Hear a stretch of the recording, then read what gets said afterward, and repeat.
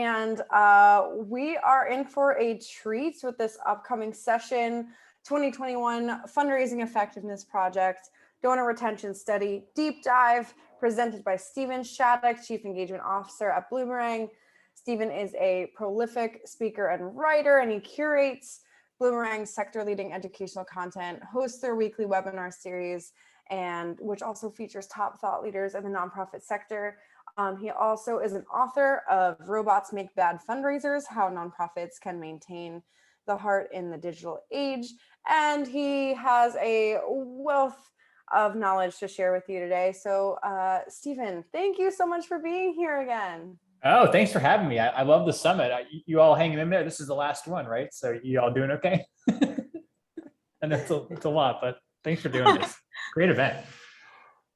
Thanks. Last session of the day. You close it out every year because you ended on a high note, right? It's just also talking about retention, retention is worst things to be known for, right? That's okay.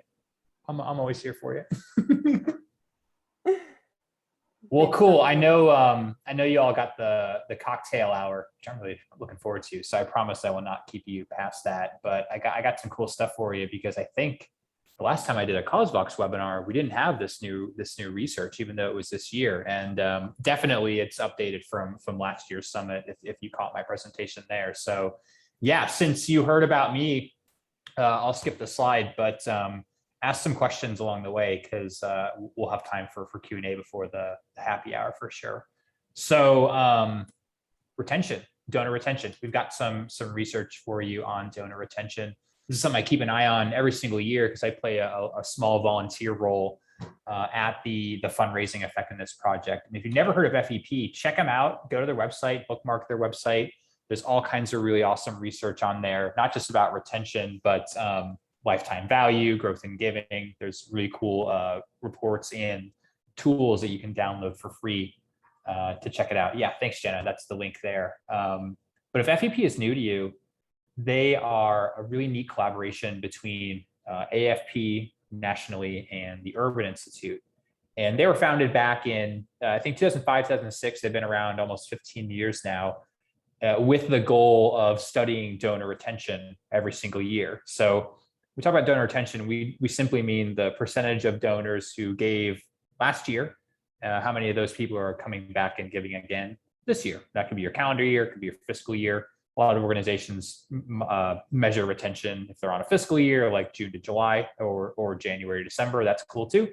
No matter how you slice it, it's just a good metric to show how many of your supporters are returning to support you year after year. So what FEP does is they collaborate with a lot of the donor management software providers. So Bloomerang being one of them, Donor Perfect, Neon, and now we're actually pulling in data from Giving Tuesday for the first time, which is really cool. So even though we're all competitors, we all collaborate on this project, which I have always thought is neat since we've been doing it. So if you're a user of any of those products, your anonymous data is contributing to the study. So you can feel good about that because it's kind of helping the whole sector. But what FEP does is it collects that data, crunches it. Every day on January 1st, we send the data over. It's great. And they spend a few months looking at the data, and then they release a report, usually late Q1, early Q2, that just looks back on the past year to see how well we did at retaining donors. And this year, this newest report is looking at the 2020 year, which was really exciting to me because I'm kind of a dork, but also because 2020 was such a wild and stressful and unprecedented year. So we didn't know what to expect, waiting on this in Q1, but there were a lot of really interesting and surprising things that came out of the report, as well as a lot of good news. So if you saw Giving USA's report last month, if you've taken a look at that, there was a lot of also positive news in that. So even though 2020 was such a hard year for many, many different reasons, I don't need to tell you that, in general, philanthropy really kind of withstood some of those heavy gale force winds, if you will, that 2020 brought, but we'll get into that. So this is the most recent data that we have. Like I said, this is from the 21 report, which looks at the 2020 year. On average, our retention rate for the sector is about 44%. Now, this wasn't as surprising as some of the other metrics, because if you follow donor retention research, or maybe you've heard me speak or other people speak about this research, that's pretty much where we have been since 2005, kind of low to mid 40th percentile. But 44% of the people who gave in 19 came back again and gave in 2020. Now, this is all donor types kind of averaged together. So this is their second gift, their 100th gift, $5 gifts, $5,000 gifts, event donors, online donors, direct mail donors, everyone, in the system, all kind of wrapped up into one average metric. But still pretty low, right? So we're losing over half of the donors from one year to the next, which means you got to go out and acquire, that many people just to kind of break even, which kind of stinks, but that's kind of where we are as a sector. Now, what did change a little bit more significantly were some of the retention rates around certain donor types. So first-time donors, for example. So these are people who gave their first gift in 19. How many of those came back and gave again at least one more time in 2020? So they made their second gift. They were retained for the first time. That rate was 19%. And this rate, not only was it down from last year, it was above 20%, but it's also been dropping pretty precipitously since about 2015. It was around 25%, and it's been dropping 1 to 2 percentage points every year. So for whatever reason, and I have some opinions on this, I'll talk about it later, but it seems to be harder to get brand new donors, first-time donors, to give that second gift. But you can see that if we can secure multiple gifts from people, if they are repeat givers, those retention rates almost triple to nearly 60%. But even though there is an increase there, that 60% repeat retention rate also dropped from last year. So we did have 1 to 2 percentage points retention reductions from 2019 to 2020. That was kind of the bad news for FEP, but there were some bright spots for sure. But before I get into those, just to put it into perspective, that average rate of 43.6, 44%, like I said, hasn't really changed very much, certainly over the last 5 years, but definitely going all the way back to 2005 when the project was founded. Basically, we're at kind of mid 40th percentile. But I show this because still, after so many years, I give this presentation every year, which is fine, but I keep saying the same thing, like it's not getting better. So you have an opportunity to kind of stand out from the crowd by focusing on stewardship, focusing on retention, because for most organizations, not only is the rate, out of sight, out of mind, but there is much more focus on acquisition than there is retention. And by no means should you stop acquisition efforts. That would be a killer for sure. But can you also carve out some time to focus on, keeping the donors that you already have? That pays dividends as well. Like I said, those rates in general all dropped. Actually, that repeat rate was all the way up to 62%. So pretty big drops there.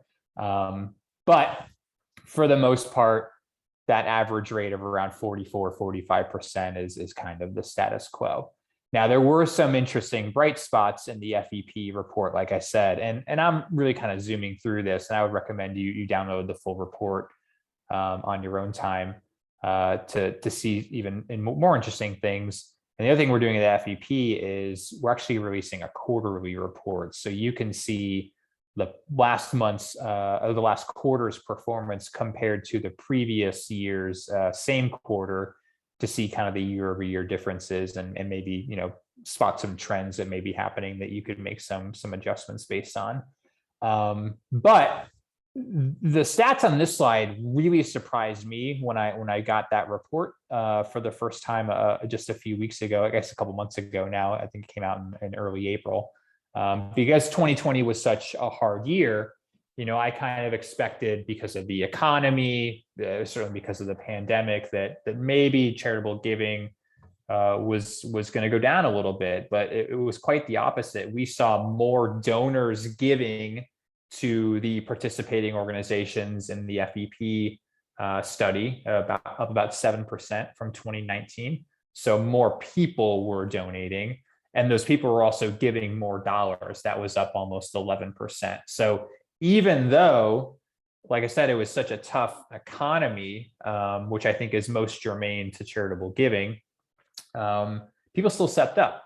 So even though, people were losing jobs, perhaps, and it was just such an uncertain time, the great need that charities represented, those people really stepped up to fulfill those needs. And honestly, looking back on similar situations, the '08 financial crisis is probably the most germane one. Similar, right? Even in times of crisis, especially in times of crisis, donors tend to step up to the plate to help out. And what was really cool was that not only were donors and donations up, but also new donors. So people making their first gift was up a whopping, almost 19%. So I chalk this up to not only generosity, but also just the increased need that nonprofits were likely asking for. And maybe that resonates with you. Maybe last year you were sending more emails, making more appeals than maybe you normally would because your services changed or you had additional need. And hopefully you experienced this. I know not everyone did, and I don't mean to make light of those things by making it sound like everything was rosy. But that was definitely very heartening to see. And then the last year, Megan, exactly. I'm with you. Last year we had really clear needs, urgent needs, and it helped with fundraising. That's exactly what I saw, at least among Bloomerang customers, because those are the folks I have the most insight to. When you have something to really ask for in an urgent way, that tends to be when people step up. And then perhaps the most interesting was the recapture rate. So this is the percentage of people who gave in 2018, did not give in 19. So they were lapsed, although I don't know if it's super fair to call those people lapsed because it was only 1 year. But then they came back in 20. So gave in 18, missed 19, and then gave in 20. Up almost 14%.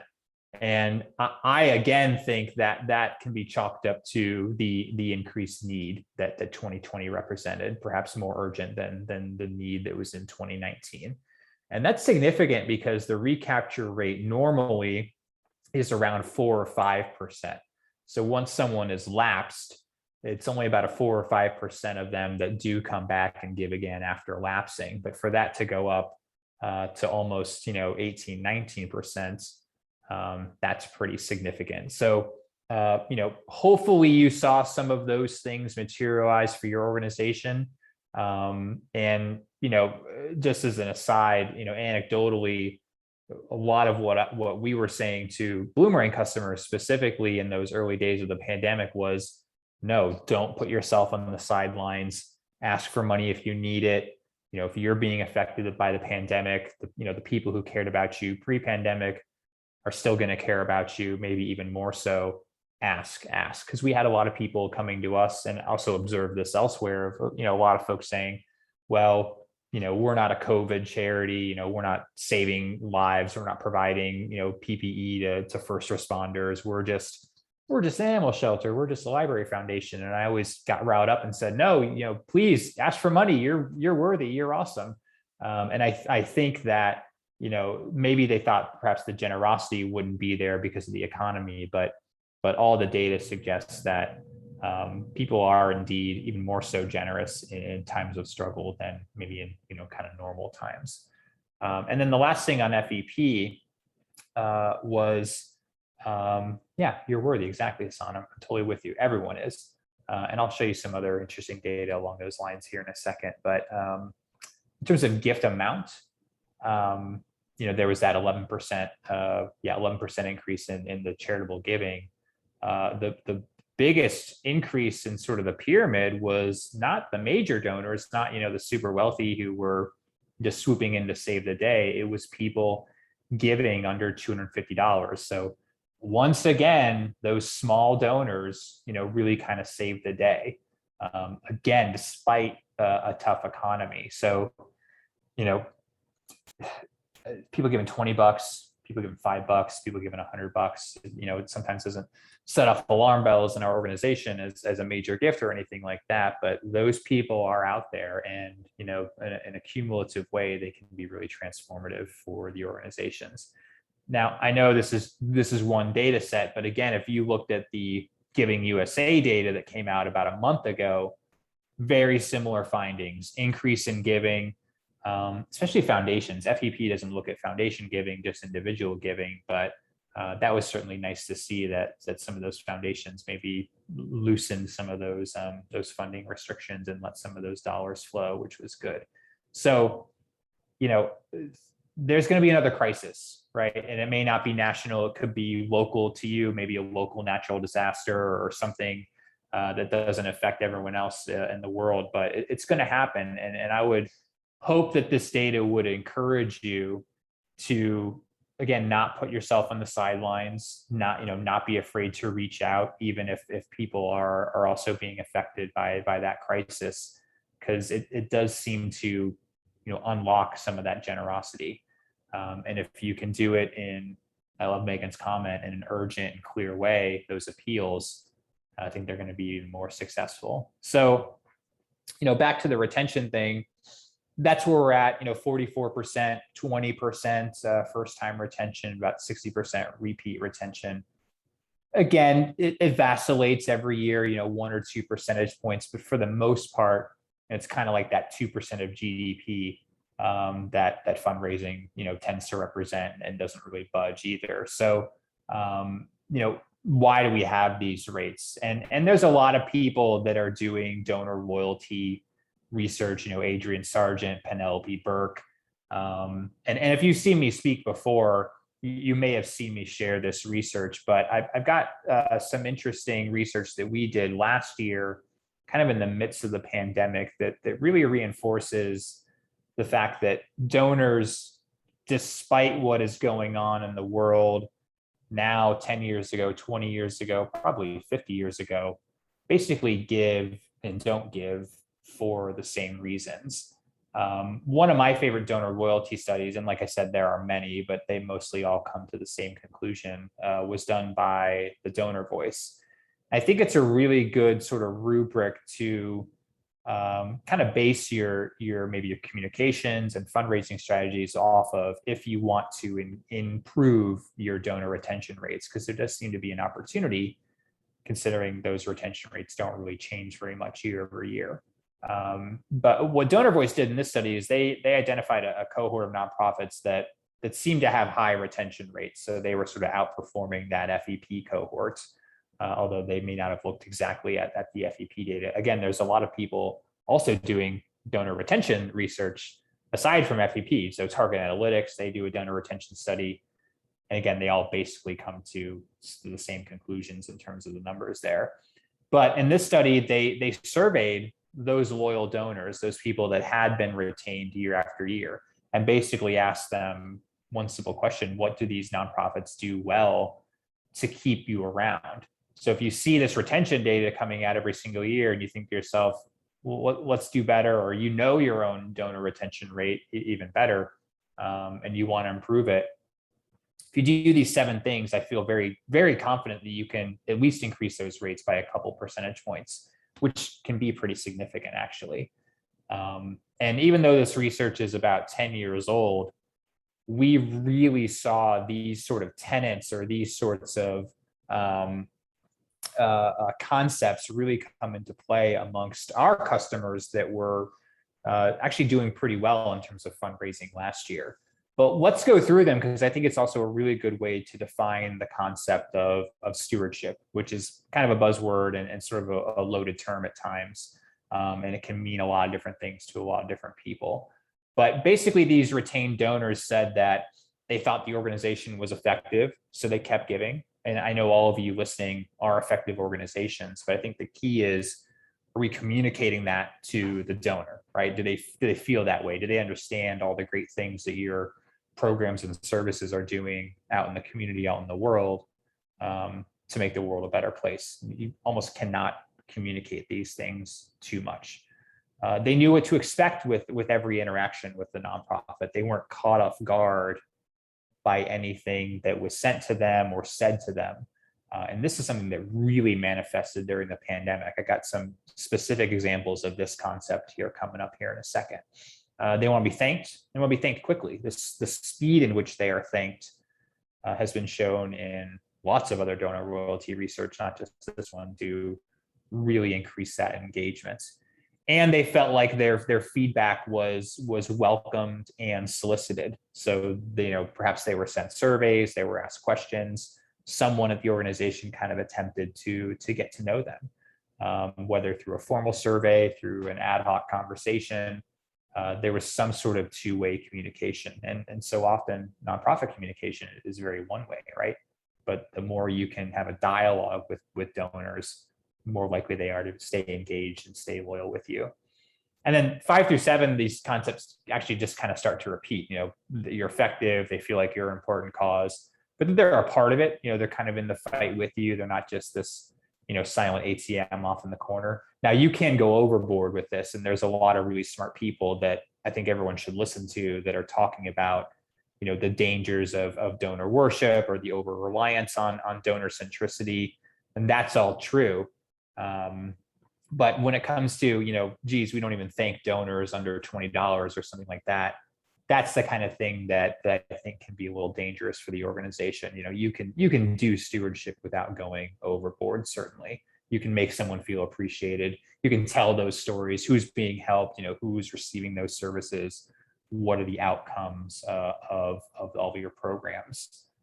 So to kind of reverse engineer this into maybe a little bit of a more palatable list, an emphasis on the speed of the gift acknowledgement. Making sure that what you were sending to those donors kind of makes sense for who they are, right? You wouldn't ask a major donor to suddenly give you $5 on Giving Tuesday, and conversely, you wouldn't ask maybe a $5 a month donor to suddenly increase their giving to $100 a month. That might be a little more aggressive. Segmentation. We're going to talk about segmentation because it's probably the best thing you can do for retention, honestly. Surveys, soliciting feedback, and monthly giving. I mean, I didn't show this, but the Target Analytics retention study, they always put a big emphasis on monthly giving. Those retention rates are 80-90% in a lot of cases. So if you have a robust monthly giving program, you probably have higher than average retention rates because it's so sticky. Those people love you, and you've built enough of a relationship where they want to stick around. So it's a pretty good guardrail, North Star, if you will, but how are we actually going to put these things into practice? Well, there were a lot of really interesting ways that this kind of list of advice manifested last year specifically. And I show it, knowing that it's July of 2021 and last year is probably not going to repeat. It was totally unprecedented, although in a lot of ways it kind of still feels like it's 2020, right? But there will be another crisis. And honestly, these things work in any kind of climate, but are particularly useful and effective in times of crisis. So let's kind of unpack some of them. I alluded to this before, but segmentation. Whenever I look at organizations, usually Bloomerang users, because that's who I have visibility into, organizations that have high retention rates, one of the first and quickest things I always notice is segmentation. They are talking to different types of supporters in different ways. And if you do things like a welcome kit for brand new donors, you're doing segmentation.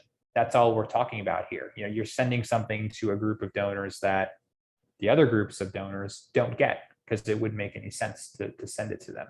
But more importantly, you're not just sending one generic version of a thank you letter, of an appeal, of a newsletter to everyone in the database and hoping that it resonates in some way with everybody, because your database is way too diverse to do that.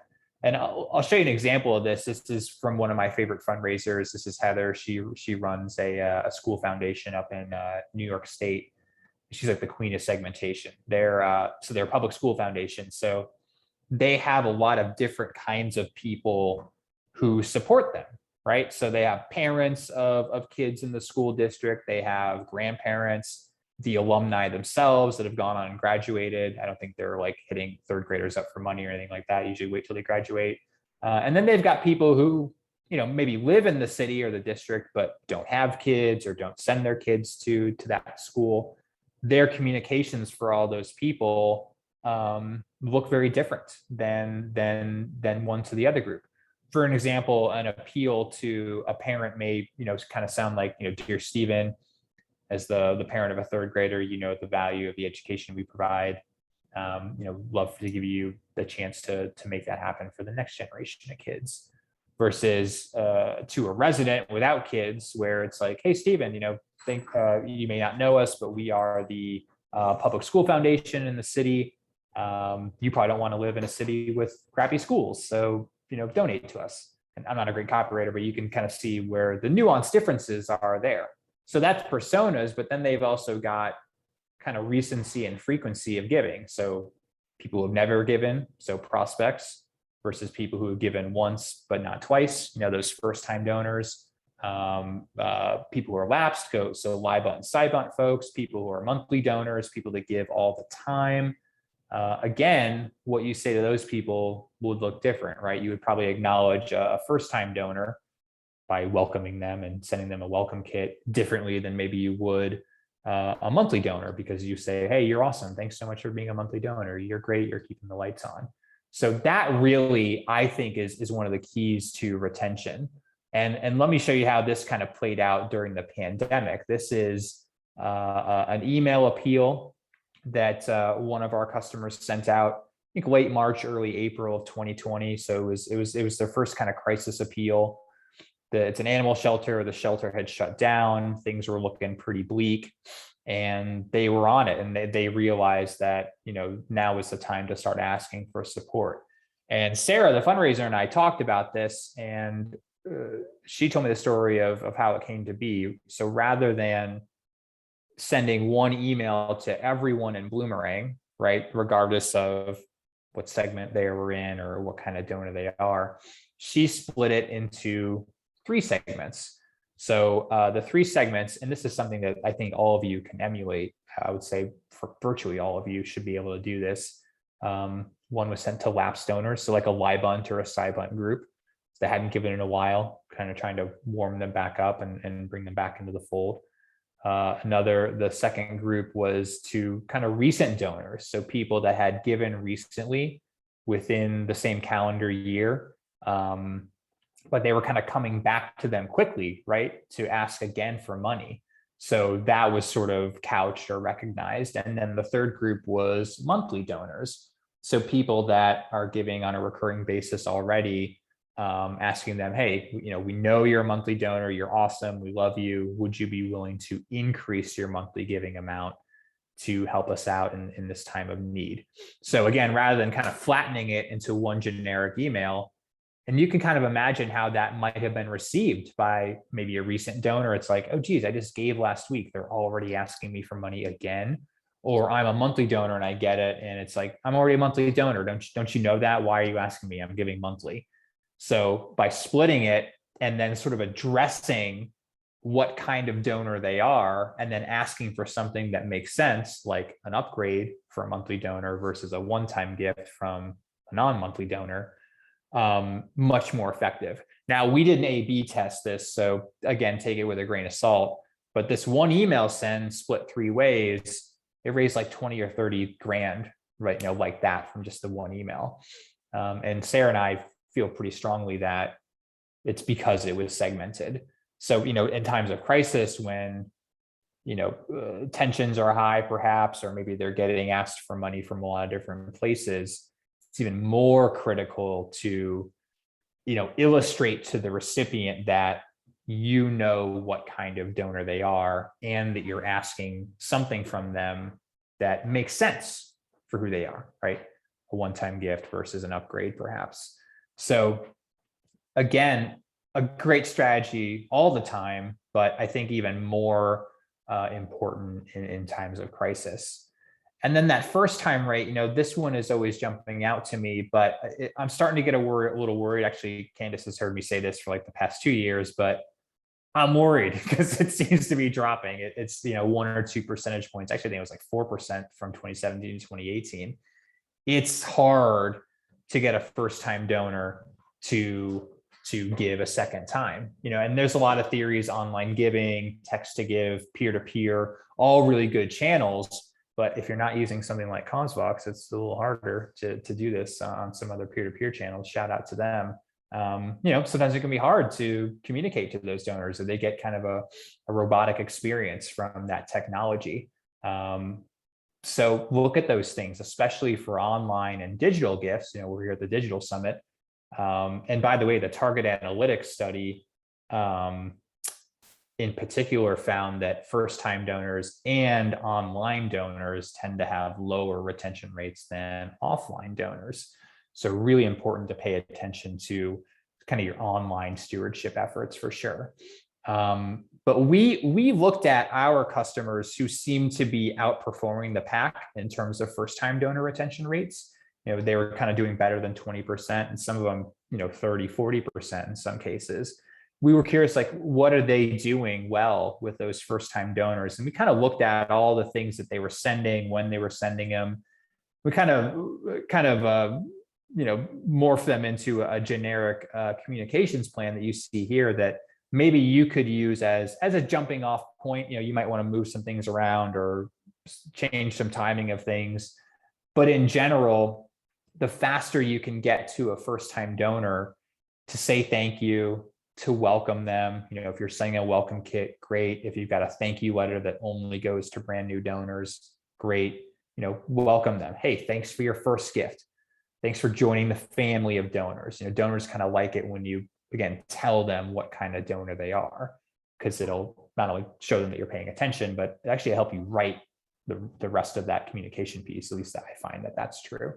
And phone calls specifically, I got some data coming up here in a second, but we found one of the best things you can do for a brand new donor is call them. Even if you leave a voicemail, voicemails are just as good. And if you get a phone number, if you don't get a phone number, I wouldn't try to hunt down their number by like calling their employer or anything like that. But if somebody gives you online and the phone number was not required and they give it, do that thing for sure.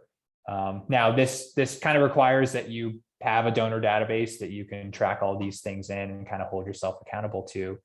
But what I recommend is have a report in your database that maybe you check every day or every week, depending on your gift volume, that is simply new donors today or new donors this week.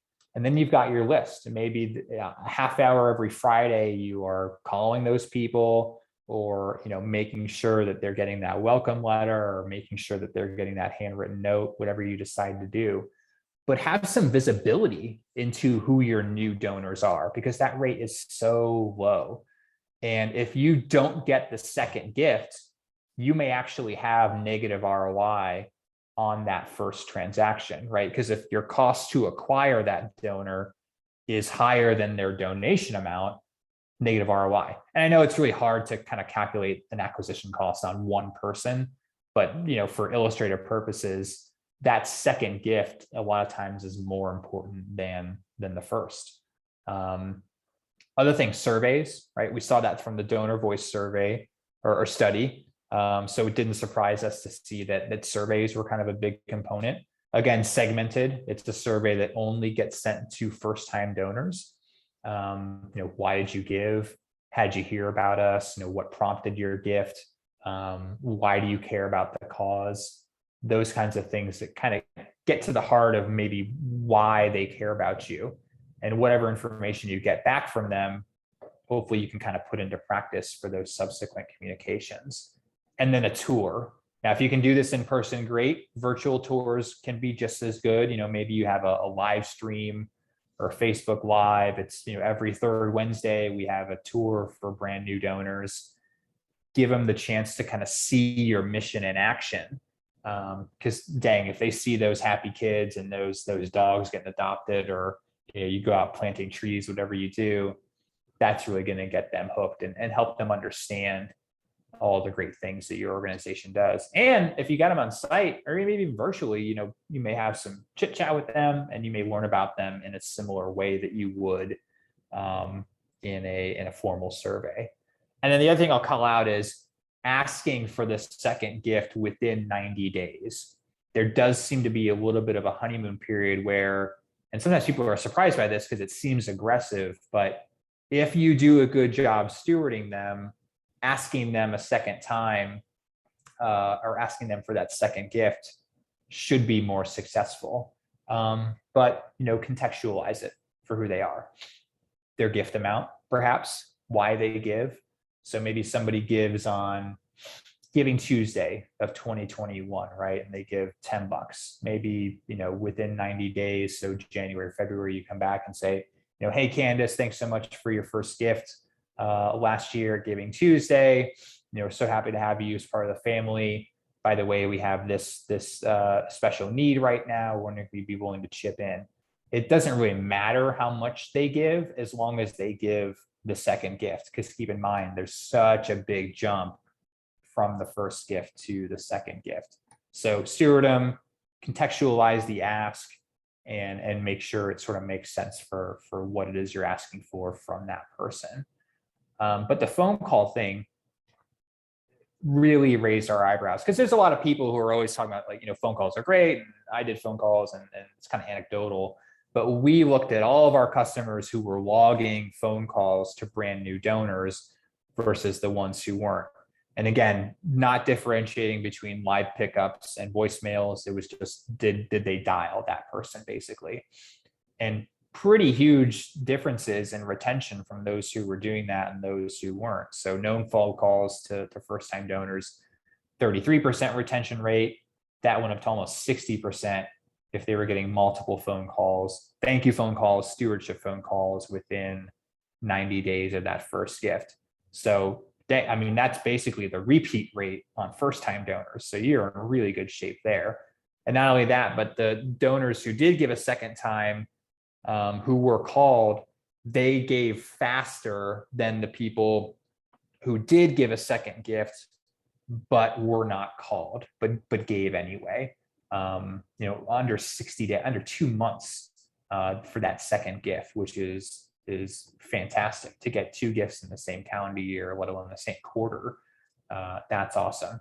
And they gave more. So the average gift size was about double between ones who were called and the ones who weren't called there. So honestly, I think it's probably one of the highest ROI activities you can do in terms of stewardship is calling brand new donors. So like I said, run that report. Every database, you should be able to do this. New donors today, new donors this week, new donors this month. That's okay. That's still within the 90-day window. But did they give you a phone number? Yes. Maybe clear out the ones who didn't. Do something else for them. They should get a welcome kit. Everybody should get a welcome kit, but maybe the people who gave you a phone number, you're also adding in that phone call. Hey, Jenna, thanks so much for your first gift. Just wanted to say welcome. I'm here if you ever have any questions. I'd love to get to know you. Boom. And you can rattle a ton of those off in a half hour. But get the board involved. Penelope Burke, one of her big things she always says is that board members are really good people to call those first-time donors, maybe even better than the staff, which is great because you don't have to do it. So shout out to you board members if you're listening. Now that phone call research we did in January of 2020, so it's pre-pandemic, so cheated a little bit there, but we kept looking at it throughout the pandemic and found that phone calls were a significant driver in year-over-year growth. Actually, in spring of 2020, we just saw a big increase in the amount of our customers who were calling supporters in general, not just first-time donors, but all supporters. And those who did outperformed organizations who weren't doing it, but also grew compared to themselves in the past year, so year-over-year growth. Not only that, but personal emails, a similar result.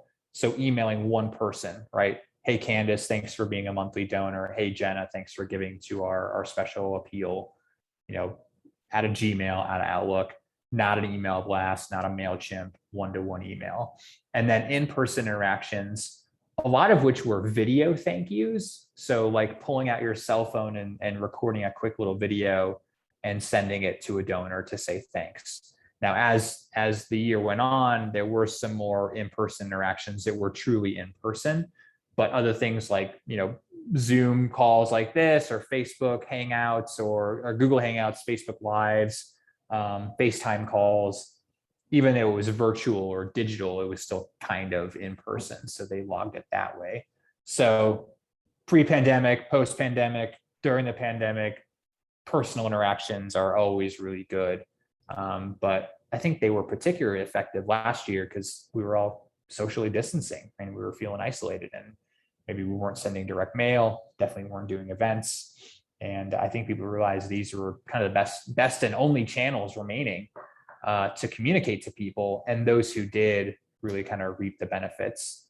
And then the last thing I'll say is the survey piece, always good for retention. It was the number 4 thing on this donor loyalty survey, at least.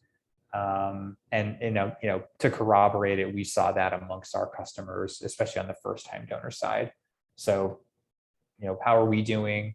Not just about the donor, but also about how the organization is doing. Are we thanking you well enough? Are we telling you the right stories? Those are always good things to ascertain. So, a first-time donor survey may be more about the donor and why they gave, whereas maybe a repeat donor survey or a monthly donor survey could be more about, hey, how are we as an organization doing in communicating to you? That may be an interesting way to kind of separate the questions there. And then the last thing, just as an aside, I grabbed this from the FEP report to go back to it. We're doing this in late July. It'll be year end before you know it, which is, sorry, that's kind of frightening actually to think about. But Q4, always the biggest quarter. And there was a big jump last year in terms of the percentage of revenue that came in Q4. It's big. And I know you all know that, you all concentrate on year end, but I call it out because even years after the tax law change, there's not really that necessarily tax benefit to making that gift on New Year's Eve. There still seems to be kind of a weird habitual thing in donors' minds that, oh, I haven't given this year, I need to give before the ball drops on New Year's Eve. Just as an aside, we kind of have a wall board here at Bloomerang where we're seeing gifts come in.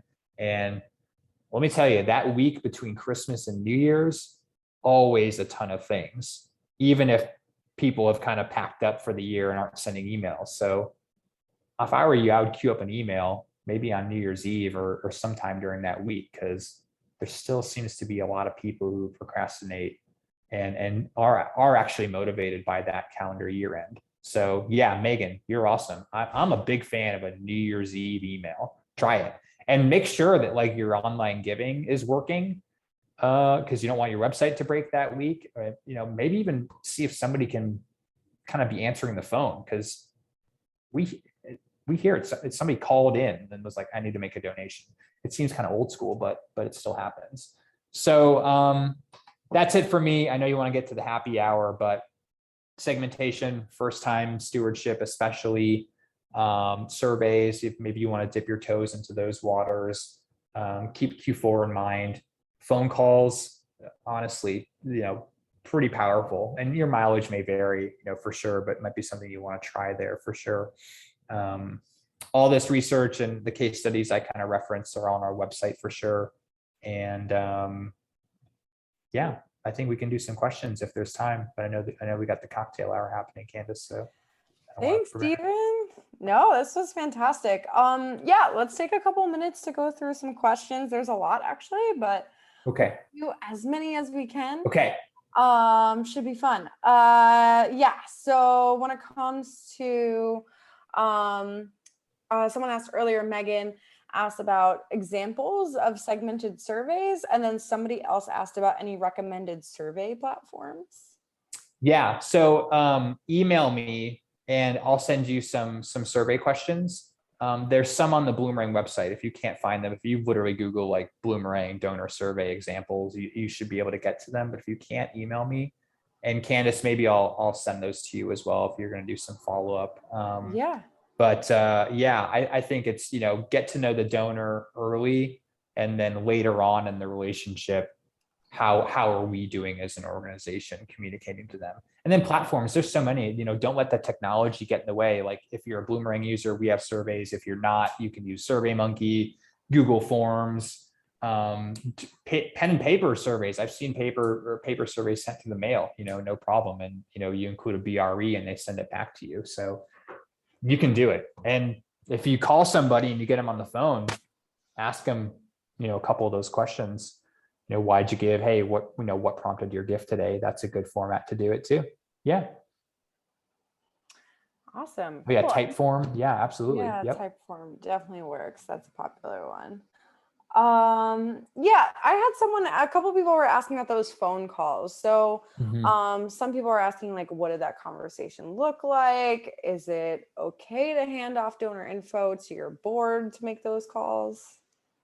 Yeah, I think that the board member or whoever's calling, they don't need to know the donation amount. I don't think that is important at all. It's more the frequency.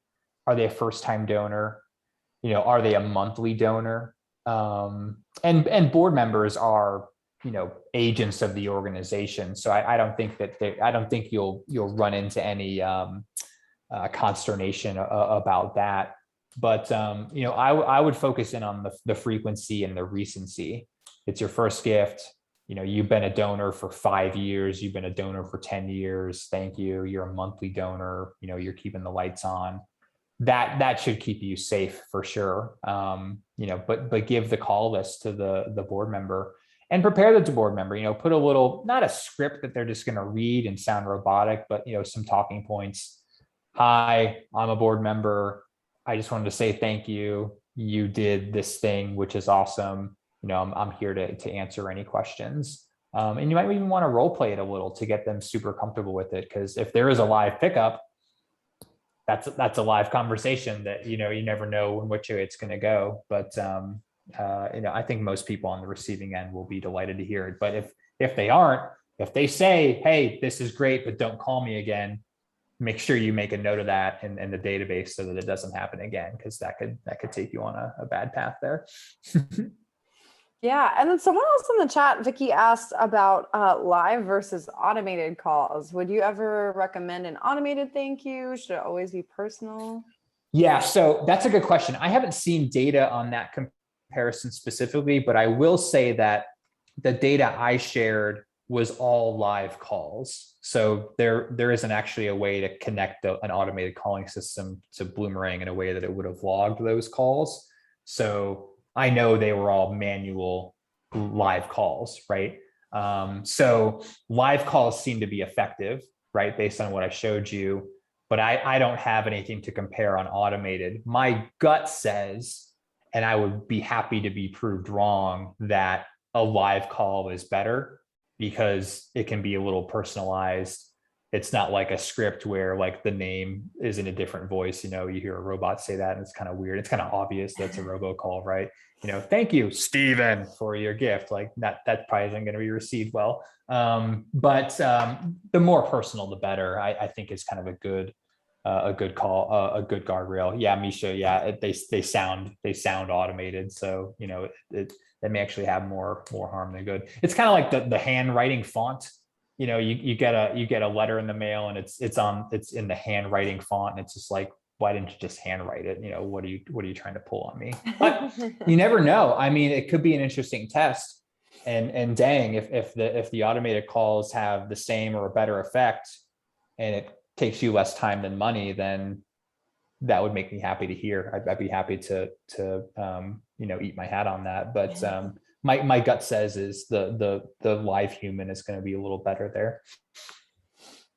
Yeah, but recorded calls, that's kind of interesting as well. I think what you would miss there is maybe the ability to customize it for the person's name and maybe their frequency or recency. But one way that you could get around that is maybe a thank you video. It's kind of a generic thank you video that you could email to anyone. maybe in addition to some of these stewardship pieces. That could be an interesting thing to try as well. Awesome. Yeah. Yeah, and anonymous attendee asked, I don't think our CRM can handle this level of detailed tracking and then run a report to demonstrate effectiveness. Any tips?